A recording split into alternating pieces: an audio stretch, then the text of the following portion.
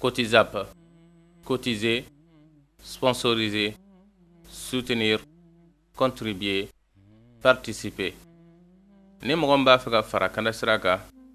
alisilamɛya baara walakiliw la i bɛ se k'i ka ɲumanya kɛ nin sira in fɛ. Cotisap/Kanda sira Mali a bɛ kɛ ka alisilamɛw bɛɛ lajɛlen nafa. Wassalamu alaikum warahmatullahi wabarakatuh. لبيك اللهم لبيك لبيك لا شريك لك لبيك إن الحمد والنعمة لك والملك لا شريك لك. Ni mami hamine hiji ɲuman ye k'a kɛ faamuya jɛlen kɔnɔ k'a kɛ kɛcogo ɲuman kɔnɔ i teliya joona i k'i tɔgɔ sɛbɛ Kanda voyage fɛ. Ni aw b'a fɛ k'aw to aw sigiyɔrɔ la k'aw tɔgɔ sɛbɛ a bɛ weleli kɛ nɛgɛjuru sira ninnu na plus 223 20 22 46 00 66 16 01 23 walima an ka site internet sanfɛ www.kandavoyage.com. n'o kɛra bɛɛ Kanda sira bɛ sira don aw kɔrɔ aw ka se ka hiji ni umra kalan daminɛ aw mana kɛ diɲɛ yɔrɔ o yɔrɔ. Kanda voyage o ye hɛrɛ sira ye. Olu kɛra istighfaru ye i bɛ jɔrɔ na ko min cɛ la Ala b'a wuli ka bɔ i da la, koro min b'i da la Ala bɛ dayɛlɛ i bɛ bɔda sɔrɔ, ko Ala b'i gɛrisɛgɛ e yɛrɛ ma jigi ko gɛrisɛgɛ bɛ na yɔrɔ min na. Istighfaru kɔni a kun dɔ ye jinimu yafa ye nka gɛrisɛgɛ ɲini don, balawu kunbɛnna de don. O de la a ye o de ta Ala deli minɛ na munafigu ye ko hali ni bɛ Ala istighfaru kɛ munafigu ye n tɛ sɔn dɛ, wa hali n'i y'a kɛ siɲɛ 70 n tɛ sɔn dɛ. O yɛrɛ ka aya fana na o kuma kelen de fɔla o yaqila lahum ta'ala yastaghfiru lakum rasulullah lawwaw ru'usahum wa ra'aytahum yasudduna wa hum mustakbirun sawa'un 'alayhim astaghfarta lahum aw lam tastaghfir lahum lan yaghfir Allah lan yaghfir Allah la hali bi olu yɛrɛ ka sura na o de fɔra o ɲɛ yafalaw ma wele ka na e ka yafa dudu ye mais ko ni o yɛrɛ fɔ yɛrɛ u b'u yɛrɛ bonya u bɛ taa u yɛrɛ bonya u taa o bɛ mɔgɔ bali diinɛ na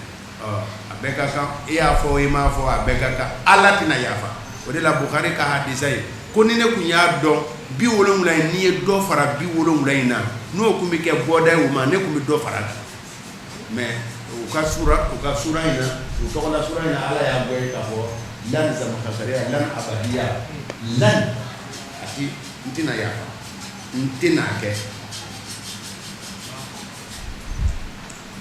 Mun y'u bali tan zalika بأنهم kan da o kan olu kɔni kɛfaru kafiriyala ni Ala ye koyi wa rasuli ani o kafiriyala kirama Ala dun a tɛ kandali kɛ jamakulu la alfasibina mun ye tiɲɛnikɛlaw ye farihal mukhallafu koto mɔgɔw ye nisɔndiyala minnu ma taa taabolo kan o nisɔndiyala koyi n'u ka sigili ye wo alakira kɔfɛ dɛ khilafa ay ba'da rasulillah alakira kɔfɛ u sigila min kɛ mɔgɔ taala ko to ko a ɲɛna dɛ afsala o ma taa koyi fo bɛ ɲininkali kɛ u bɛ segin yɔrɔ jumɛn tuma jumɛn kɛlɛ jala u la wa u batila wa u ye se sɔrɔ wa farihu wa karihu ya kongoyi ka bɔ u ka kɛlɛ kɛ ma o n'u ka nafolo ye wa anfusihim ani u niw ye Ala ka sira la dɛ wa qalu u dɔ ko dɔ ma o la tanfiru a kana bɔ ka taa jihadi ma kalaya la dɛ olu Muhammadu a fɔ jahanama tasuma ashaddu o de ka bɔ de kalaya la dɛ لو كانوا يفقهون n'o kun bɛ faamuyali kɛ dɛ n'o kun bɛ faamuyali kɛ jahanama tasuma de ka gɛlɛn dɛ ka tɛmɛ Tabuka kɛlɛ kan ka tɛmɛ Tabuka kɛlɛ wagati kalaya kan فليضحكوا ka yɛlɛ wo qalilan dɔɔni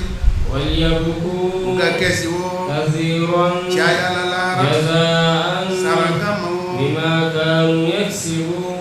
ma kanu yaksibuna o bɛ ka min kɛ khabarun an halihi bi sigatil amr khabarun an halihi bi sigatil amr maana hada faliyadhaku فليدعك فيلو أمر دو كيله وتفيلو أمر يا ما أقرأ ميه ويله لادي ويله لادي ويله لا كما جين ونا يا نقولي فليدعك قليلا فليدعك ويفيلو أمر يا أقرأ ويله لا وليبكوا ككسي فيلو أمر دو أقرأ دي مدورو دو أقرأ دي ولا ستا وبنا كسي mais ama foni filu mandiye ama foni mudoru ye nga fora ni fo ci jume amuru ko amuru kore di sisa amuru de kore ni sisa falyadhaku ukayele falyadhaku kayele jina ya waliyabku ukakasi lara ni sigatul amru de nga khabaru do layni khabaru ye ona kira layni khabaru ye yele la jena wa ubina kesi lahara we kuma layni nga muna asebena ni sebe chola wala filo amru arabu kana arabu fe filo amru fi ilmi al-usul tan duru be amru de filo amuru qur'ana kono hadisa kono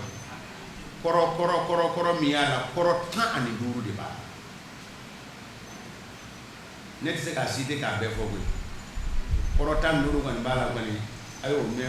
kala fana usulula so gona ay mo yele bo abe qur'ana de jaw ate koro te awta ya aga bi se gane do kana tla wala de ni mena qur'ana ko da ay kala do do de amuru tanduru yi amuru asulu do be akeja ku ya ble wode asulu yi nga bolofara tani nani wore bala dola kele adagalai dola kele amuru do be qur'ana kono abe daga dorone ko fo ida ko di salatu fanta shuriye jume aita otuma na jago do ni salamu bula la ga boliwa fi la amuru do ne nga walma ni aw tala hijila aita feleke wa amuru yejme adagalade ala ko kafiru matamatta idamuta ni ka kafiriyai damuta idamuta ni amuru kal yejme ni baga le amuru de fila amru ye ni baga ali hadisa la iza lam tastahi fasna min ga diye ko ke ni mamalo ya ka ba min ga diye ko ke otmana amru do be we iltimasu ye amru do be we tahdidu ye amru do be we tahqiru ye amru do be we ta'jizu ye tahqiru zuk ko aka jahannama zakumu kwa ka anene kwa ka amuga basa ede mo baye amuga jahannama zakumu muga ede mo baye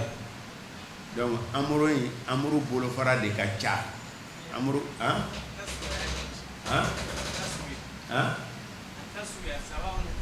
ataswiya be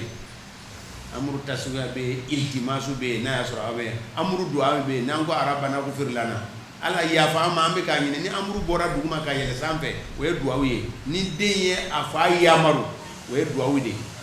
wala mana e ko firu amuru de don ala ya fa amuru de don amuru koro de balawa jabu ya ko ala ga kayi wala la ni de don bo tala bo idan ni yorayna falyadhaku ni amuru min filɛ ni aw fɛ bolofara jumɛn de kɔrɔ jumɛn de bɛ se ka d'a ma tan duuru in na ne ko n ko a mandi de kɔrɔ b'a la walima mudɔriw kɔrɔ de b'a la o y'a laɲini ye mais kolojɛ min sɛbɛnna la an bɛ se ka fasari jumɛn de d'a ma falyadhaku qalilan waliyabku kathiran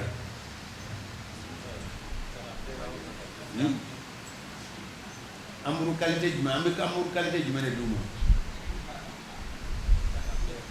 tahakir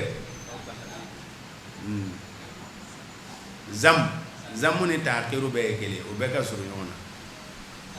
nin ye bagabagalikan ye dɛ awɔ nin ye bagabagalikan de ye bagabagalikan de don faliya da k'u ka yɛlɛ ma ɲini u fɛ dɛ zeyima ne ni e bɛ walima i ye zon bolo minɛ poche kɔnɔ e ko a ma n soin walima i belebeleba karate ceinture noire kɛmɛ bɛ maa min bolo e b'o dɔn o ni e tora ka kuma a b'a fɔ n bugɔ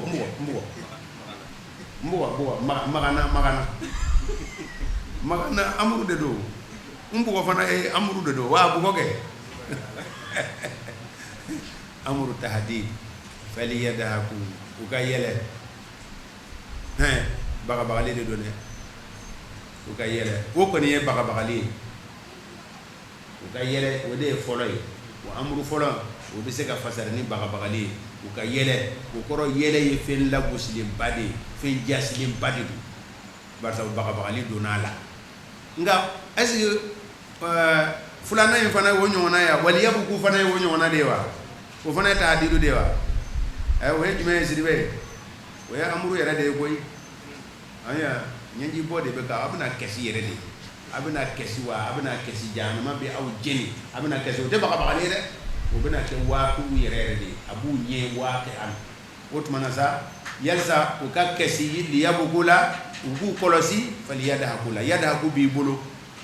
faliyadahaku diɲɛna o b'a bolo a k'i kɔlɔsi dɛ n'o tɛ dɔhikun bɛ taa wolo min na o ye waliyabuku de ye waakuw ye sa an mɛnna nin yɔrɔ in na kojugu i kɔni bɛ min ta nin yɔrɔ in na ko munafiku ka lahala de ɲɛfɔtɔ don arabukan cogoya dɔ la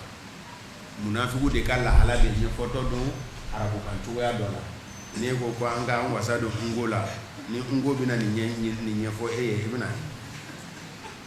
a tɛ se ka ɲɛ sɔrɔ an ka taa an da ni ala ye lasegin o ka taa jamakulu dɔ ma o la o u ye diɲɛ ɲini fɛ o lele koro je bɔli ye ka taa jihadi wɛrɛ la o a fɔ dɛ u ye o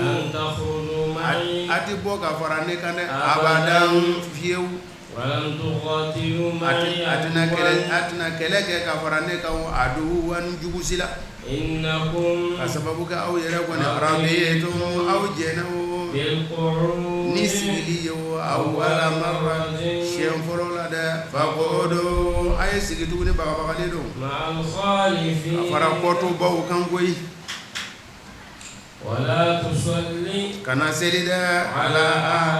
maa kelen si kan o la koyi maa min sala o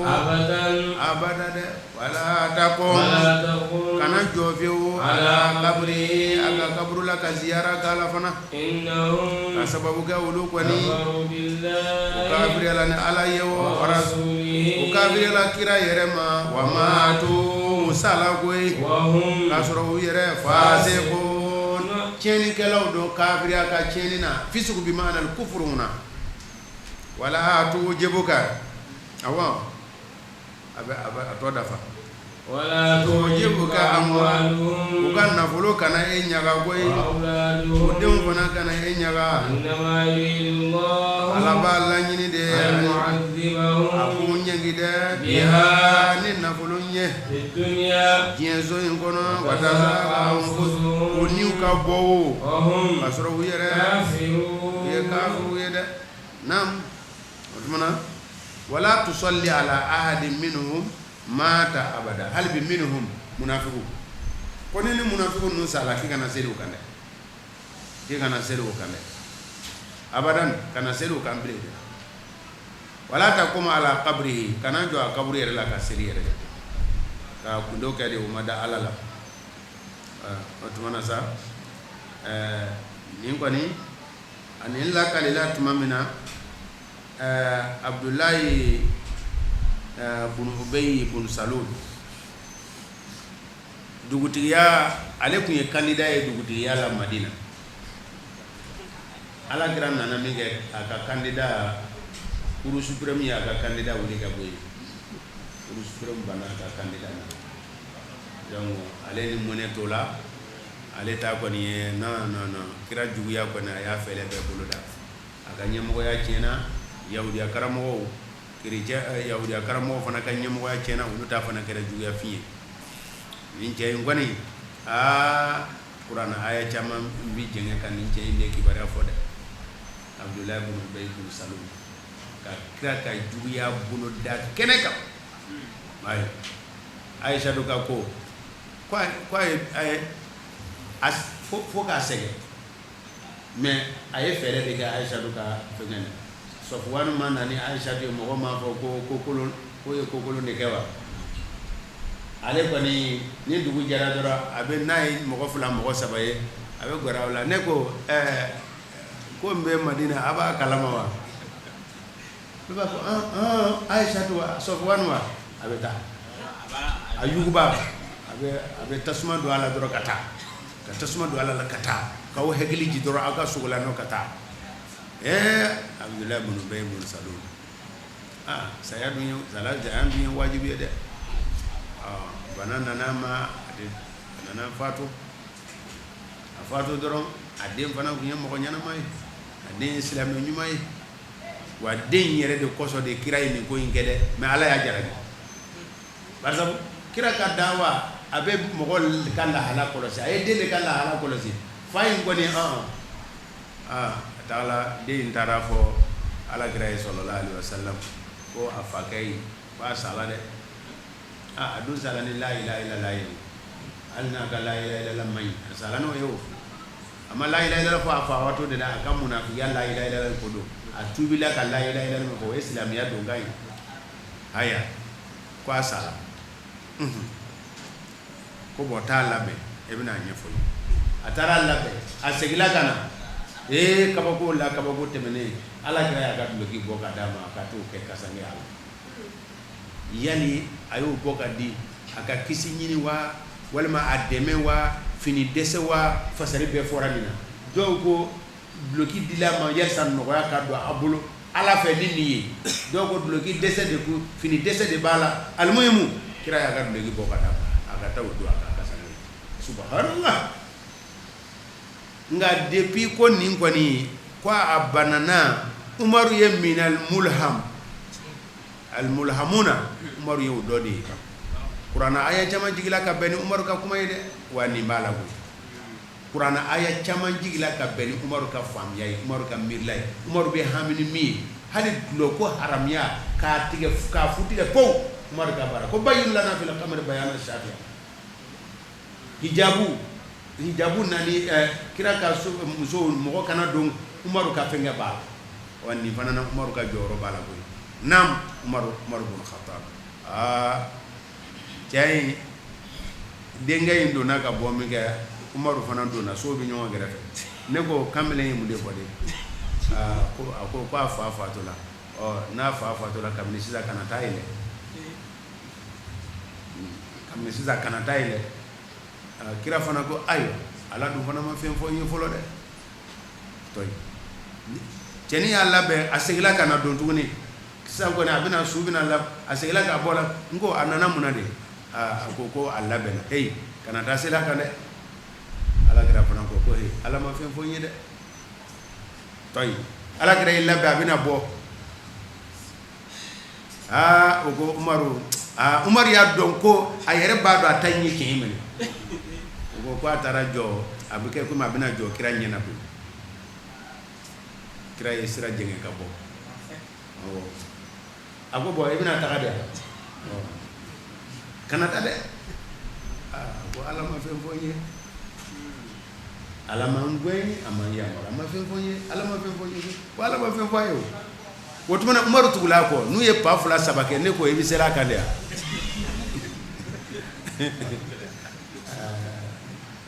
o bɛ ka taa a b'a fɔ o bɛ ka taa a b'a fɔ u nana labɔ k'a da a bɛna labaru tigɛ wallahi kitabu do ya sebe ko Umar dara jo anya ko wal maka ko ka jo anya ko kana sila ne ka sirati adin bin jalagi wal mo bin jalagi la abi ken hakika de ko kira ya fo ni hine ya ko yele maka fo ni hine ko alama fe fo ni alama fe fo ni subhanallah seli kara seli bana doron aya nana jigi Umar ye min fɔ o de filɛ nin ye ko seli kun ma ɲɛ dɛ wa nin kɔfɛ kana seli maa si kan bilen maa ta abada Umar kun hamina ni min ye dɛ o yɛrɛ de mais a tɛmɛna ka ban nka kana seli mɔgɔ wɛrɛ la bilen dɛ maa ta abada min huna munafiku a jɛtida kun ka ca dɛ bon min fana ye u kunnaja n'a kun kɛra anw ka nin Bamakɔ sigi ɲɔgɔnna ye a ko kun tɛ nɔgɔya dɛ barisa Bamakɔ ni mɔgɔ sara dɔrɔn a bɛ komi an y'a faamuya ko alimamu de bɛ seli su kan quoi ni alimamu kɔni ma ye dɔrɔn kungo sɔrɔ la mais o kun tɛ kira ka wagati la mɔgɔ bɛ sa dɔrɔn o b'a labɛn n'ale yɛrɛ y'a laɲini ko a bɛ taa seli min na o de don ni mɔgɔ kɔni sara dɔrɔn o b'a labɛn mɔgɔ bɛ seli a la o caman de kɛra kɛra sufɛ o a kɛra tile fɛ o b'a labɛn ka seli a kan ka taa a tɛ wajibiya k'a fɔ ko kira ni fo n'a y'a min laɲini nin kɛra sisan sa Umar yɛrɛ ka munafiku ka dossier a bɛ Uzaifa de tɛ a b'o de bolo ko Umar don dɔ la a gɛrɛla Uzaifa yɛrɛ la o ka n ko liste min bɛ e bolo nin ye o ne ko ne tɔgɔ b'a la dɛ Uzaifa ko e tɔgɔ t'a la wa mɔgɔ si kana ne ɲininka i ta kɔfɛ bilen n t'a fɔ maa si ye bilen o tuma na ni maa kɔni faatɔ la i jija i ka kɛ Uzaifa terikɛ ye dɛ n'i ma kɛ Uzaifa terikɛ kɔni ye kɔni i ye baara sɔrɔ dɛ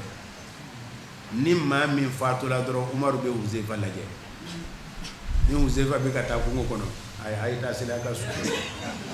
sisan dɛ ni Uzaifa kɔni ma gɛrɛ mɔgɔ min ka su la ayi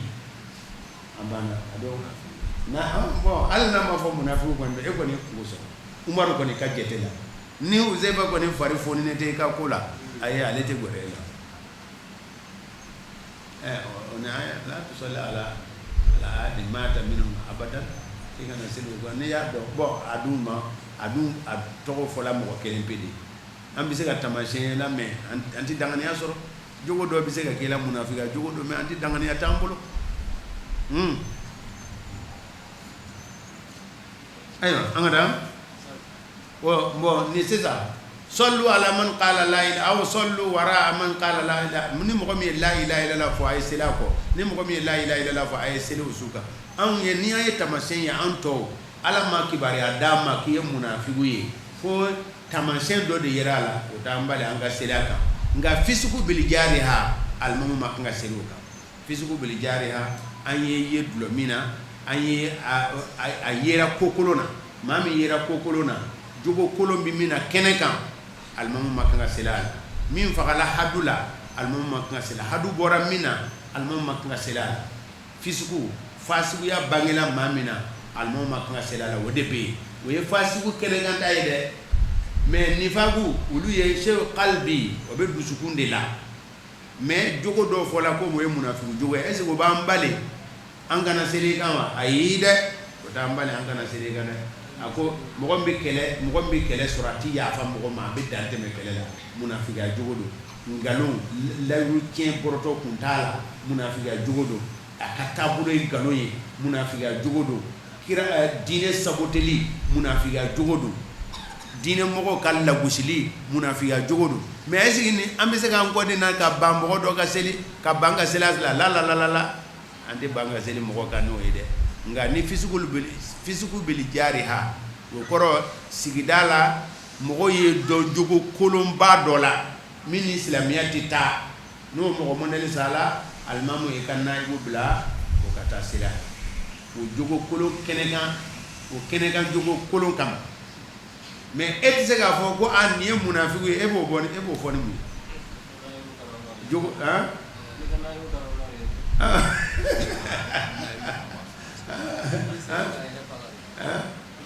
qatilu nafs mɔgɔ min y'a yɛrɛ faa almamu ma kan ka sela kan mais yɛrɛ fagala a tɛ kisi dɛ ni maa min y'a yɛrɛ faga kiyama jɔ don a bɛ ɲɛngini a ka jahanama kɔnɔ ni o yɛrɛ faga fɛn kelen ye o kɔrɔ ko ale tɛ kisi nka seli bɛ kɛ a su kan mɔgɔ fusamanti de ma kan ka seli a kan alimamubaw ma kan ka seli a kan a su bɛ laseli a bɛ kasange a bɛ don silamɛw ka kaburudonna wa a ɲɛ bɛ sin kɔrɔ ma yɛrɛ fagala silamɛw ka kaburudon o ye sɔwitigi ninnu ka wagati tile nɔ n'o tɛ anw ka kaburudon b'an bolo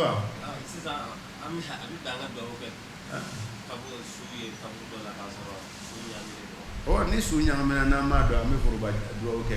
ni su da la e m'a dɔn nin ye kafiri su ye nin ye silamɛ su b'a cɛ la a bɛ seli o kan ni silamɛ ka ŋaniya ye nka problème min bɛ yen ni silamɛya tun bɛ a ɲɛ ma ka kerecɛnw ka kaburudon bɛ k'a damana kafiriw ka kaburudon b'a damana anw ka jamana o m'a fɔ ko laïcité don wa laïcité nana dɔrɔn ka silamɛya de kɛlɛ laïcité nana dɔrɔn ka silamɛya de dɔrɔn kɛlɛ tiɲɛ t'a la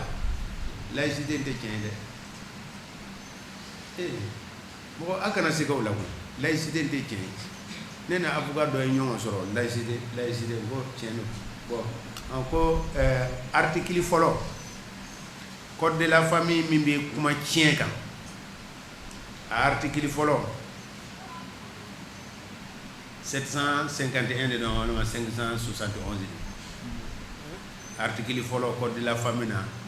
héritage bonda la tiɲɛ bonda la ko ni sala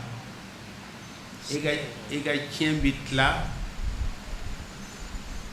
ni e ma sɛbɛnni bila ni ma testament kɛ ni ma foyi kɛ e ka tiɲɛ bɛ tila e ka diinɛ de la taaba ka diinɛ ko tiɲɛ bɛ tila la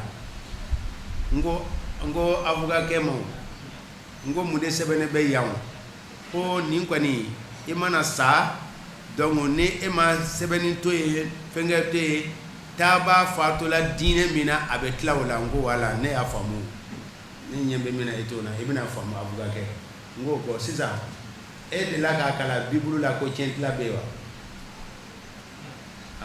ko ale m'o deli ko mɛn n ko wa ne b'o danganiya d'i ma a tɛ bibulu kɔnɔ ko ka tiɲɛ tila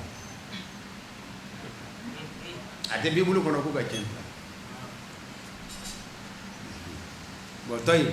e delila ka taga an ka bamanandugu dɔ la ni ne ko bamanandugu a y'a dɔn an ye kuma in fɔ yanni ka a bɛ to ka dimi anw kɔrɔ ko an y'aw de tɔgɔ fɔ an bɛɛ de don sa n'an ko bamanan don an bɛɛ de don an bɛɛ de don n ko yali e delila ka taa anw ka laada la tiɲɛtila règle dɔ bɛ sɔrɔ wa ko tiɲɛ kɔni a ma deli k'o ye a ma deli k'o mɛn n ko tiɲɛtila règle bɛ jɔnw de fɛ mais pourquoi aw ma sɛbɛn ko a bɛ tila ni silamɛya mais a bɛ kerecɛnw fɛ tɛ kerecɛnw fɛ o mais fo k'u sa n'u y'a sɛbɛn ko k'a tila ni silamɛya ta ye bo diɲɛ bɛ wuli parce que silamɛya tɔgɔ in de tɛ bɛn laïcité in tɛ tiɲɛ ye laïcité i k'a kɔlɔsi de laïcité fɛn bɛɛ de diinɛ kɛlɛ dɔrɔn de don tubabukɛ nana a ye arabukan kɛlɛ a ye diinɛ karamɔgɔ kɛlɛ a installé la ka jamana mara jamana ka kɛ olu ka taabolo la o laïcité fɔkun bɛɛ de filɛ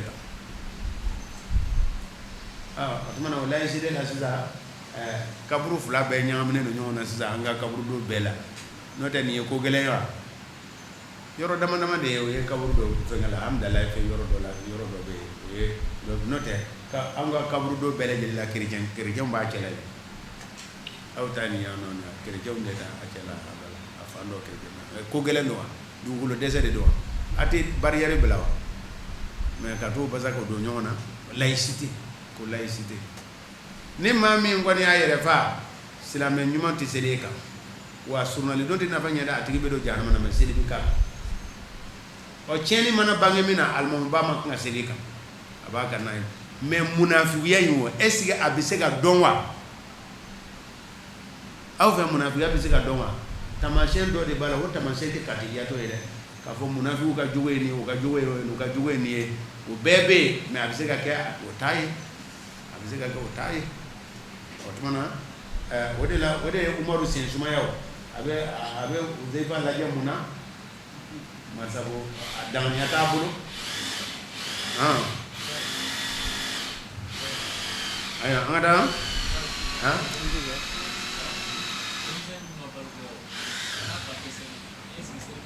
na fate seli tikakam na bate seli tikakam bo Abu Hanifa ko ni fani ba ni mi islamé ko subo labato demseni su ko bo labato mais Abu Hanifa ga ni kuma yi o soro li bi cogo ne we wulu ka tile da tuju tanga walma ka no te abe so wa o faye islamé baye kafiri walma baye kafiri faye islamé o be so wa Malikiya b'a fɔ de ko fa de ka silamɛya ka lajɛ ko ba ka silamɛya kana lajɛ bon ne ko Abu Hanifa ko nunu fila dɔ la kelen min sɔrɔ la ko silamɛ don k'o kiti ka di den ma diinɛ fila dɔ la kelen barisabali islam ya'lu wala yu'la alayhi donc islam ahadu abawayhi o bɛ se k'a fɔ ko ka seli denmisɛnnin baliku su ka ni o ye mais Malikiya bɛ min denmisɛnnin baliya min ma baliguya min ma baliguya ka seli o su kan denmisɛnnin fitinin ko seli o su kan n'a fa ka silamɛya ye o ye anw ka Malikiya ye olu tɛ ba k'a lajɛ mais ko Abu Hanifa ko u fila dɔ la kelen o kɔrɔ Abu Hanifa fɛ ni ba de ye silamɛ ye k'a sɔrɔ fa tɛ silamɛ ye hali bi a b'a kɔden o la ka seli ne ko fa ye silamɛ ye ba ye kafiri ye o fana sɔrɔ ka di wa a bɛ se ka o bɛ min n'o sɔrɔla a bɛ se ka kɛ o tubila sisan kelen tubila o tun bɛ kafiriya la o fila bɛɛ bɛ kafiriya la ba sina ka tubi ten den ma tɛmɛ san 4 kan a fatula ko ba ka silamɛya kama Abu Hanifa fɛ an bɛ se ka seli den fitinin ka su kan ayiwa an tɛ jɔyɔrɔ ɲini dɛ wala takuma ala kaburi kana taa ziyara la kafiri su kana taa ziyara kana jɔ a kaburu la ka dugawu k'a kan madama munafiku kɛ munafiku a bɛ munafiku de kan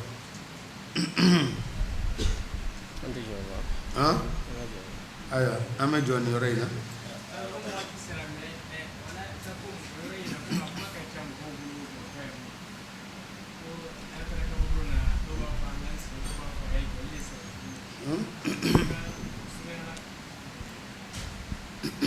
jɔli kaburu kunna n'a ye su ta a tɛ daga a ka sigi fo su ka bɔ kamakun na ka da dugu ma o kɔrɔ ni su bɔra kamakun na ka da bɔgɔ la sigi bɛ daga aw ye o ye kelen ye hadisa nana nin cogo la ko a kana sigi fo a ka da ka bɔ kamakun na bon duwawu lahala la min dɔnna o de jɔli ye duwawu lahala la kelima tɛ duwawu laban a bɛ fɔ ma duwawu tathbit kɔni fili caman b'a la mɔgɔ fɛ bi dɛ duwawu tathbit o de ye baara laban ye an ka kan ka min kɛ su ye Allahumma ghfir lahu wa thabbit lisanahu ni de ye duwawu tathbit ye ni de fana kɔrɔ ye istaghfiru li akhikum fa innahu al'ana yus'al du'a tathbit Allahumma ghfir lahu wa thabbit lisanahu ala ika kan ne sabati do ba fo alihimu hujjata o ka dalu fenge o be ya bulu faray e o fo bamanaka no lafdu ta budi tew ya fo bamanaka no ya fo ika kanawo ala ka ne sabati nyinigali ala ka noya ye wode bara labanye sudona kelen bɛgla de ka kun fɔ wa alakira sallallahu alaihi wasallam a kun bɛ sahabaw yamaru e kɔni b'a dɔn na alakira ye sahabaw yamaru ka ban o y'a kɛ ka ban barisa a b'a fɔ de istaghfiru li akhikum ni kira k'a fɔ a k'a kɛ sahaba dɔ ma kɛ mɔgɔ bɛ to yen mɔgɔ si tɛ to yen min m'a kɛ o duwawu tasbiti o yɛlɛmana dɔw bolo bi ka kɛ wajibi jankɛ ye o yɛlɛmana dɔw bolo bi ka kɛ duwawu wɛrɛ kɛ ye fo dɔ bɛ rabbana hab lana min azwajina fɔ a yɔrɔ rabbana hab lana min azwajina waj'alna lil muttaqina kaburu kunna donc izen mɔgɔ kɛra an kɛra groupe fila ye ka duwawu ka jagoya duwawu wɛrɛ karaba k'o jɛɲɛ mais e bɛ a bɛ se ka miniti 3 kɛ duwawu wɛrɛ fɔli la mais a kunfinya fɛ an bɛ ka min an sigilen don min kama a duwawu tɛna kɛ a kɛra baara ye dɔw fana y'o ta kɛ wajulu jan ye wajulu ka jan kɛ yɔrɔ tɛ dɛ kira ye wajulu jan min kɛ o ye kaburu kun korona Bara buna Azib ka hadisa jan kaburu korona mais a sigilen de fana a bɛ ka a bolo kɛ ka dugukolo sogi ko ni muminu bɛ taa lahara k'o ɲɛfɔ ka ban ni kafiru bɛ taa lahara k'o ɲɛfɔ ka ban du a hadisa jaman jan don mais a susurulen de kun y'o kɛ o la sisan an ka nin baara fila in sisan jumɛn de bɛ jumɛn o tuma na an bɛ k'an da de ɲɔgɔn kan ye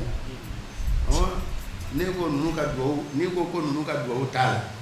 la dalu bɛ ka wajibi ja in na dalu de bɛ ka wajibi ja in na wa wajibi jan kɛ yɔrɔ tɛ ne m'a fɔ k'i kana duwawu wɛrɛ kɛ dɛ n'i ye duwawu wɛrɛ kɛ kɔni laɲini a dabɔ kun ye duwawu min ye f'i k'o de k'a la duwawu tasbit a bɛ fɔ ten f'i ko kitabu hadisa kitabu bɛɛ lajɛlen b'a sɛbɛn ko duwawu tasbit e bɛ duwawu kɛ e tɛ duwawu tasbit kɛ o ye jumɛn ye istaghfiru li akikum a ye yafa deli a ye fa innahu al-ana yus'al a bɛ ka ɲininkali an ka taa an bɛ jɔ yɔrɔ in na dɛ bi ta Cotizap, cotiser, sponsoriser, soutenir, contribuer, participer. Ni mɔgɔ min b'a fɛ ka fara kanda sira kan alisilamɛya baara walakiliw la i bɛ se k'i ka ɲumanya kɛ nin sira in fɛ cotizap/kanda sira Mali a bɛ kɛ ka alisilamɛw bɛɛ lajɛlen nafa. Wassalamu alaikum warahmatullahi wabarakatuh. لبيك اللهم لبيك لبيك لا شريك لك لبيك إن الحمد والنعمة لك والملك لا شريك لك. ni maa min hamina ye hiji ɲuman ye k'a kɛ faamuya jɛlen kɔnɔ k'a kɛ kɛcogo ɲuman kɔnɔ i teliya joona i k'i tɔgɔ sɛbɛ kanda voyage fɛ ni aw b'a fɛ k'aw to aw sigiyɔrɔ la k'aw tɔgɔ sɛbɛ a bɛ weleli kɛ nɛgɛjuru sira ninnu na plus 223 20 22 46 00 66 16 01 23 walima an ka site internet sanfɛ www.kandavoyage.com n'o kɛra bɛɛ kanda sira bɛ sira don aw kɔrɔ aw ka se ka hiji ni umra kalan daminɛ aw mana kɛ diɲɛ yɔrɔ o yɔrɔ kanda voyage o ye hɛrɛ sira ye. لبيك لا شريك لك لبيك إن الحمد والنعمة لك والملك لا